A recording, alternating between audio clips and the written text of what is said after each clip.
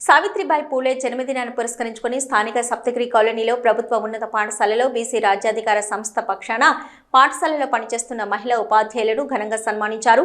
ఈ సందర్భంగా సంస్థ రాష్ట్ర కార్యదర్శి గడప కోటేష్ కుమార్ మాట్లాడుతూ సావిత్రిబాయి పూలే భారతదేశంలోని మొదటి మహిళా ఉపాధ్యాయురాలని, ఆనాడు స్త్రీల చదువు కోసం తన జీవితాన్ని పణంగా పెట్టిన గొప్ప మనిషి సావిత్రిబాయి పూలే అని, వారి స్ఫూర్తిని తీసుకుని నేడు మహిళా ఉపాధ్యాయులంతా సామాజిక సేవతో పాటు మహిళా సాధికారత కోసం పనిచేయవలసిన అవసరం ఉందని వారు తెలిపారు.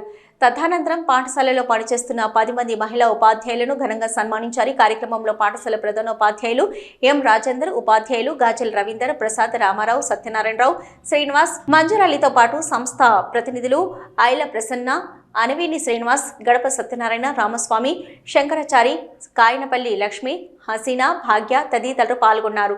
సన్మానం పొందిన మహిళా ఉపాధ్యాయురాలు ఉమా మల్లేశ్వరి, గీత, అన్నపూర్ణ, భారతి, అపోలిన వెస్లీ, మమతారెడ్డి, ప్రమీల, విజయలక్ష్మి, స్వర్ణలత వీరందరికీ పాఠశాల ఉపాధ్యాయులు, ప్రధానోపాధ్యాయులు, విద్యార్థులు శుభాకాంక్షలు తెలియజేయడం జరిగింది.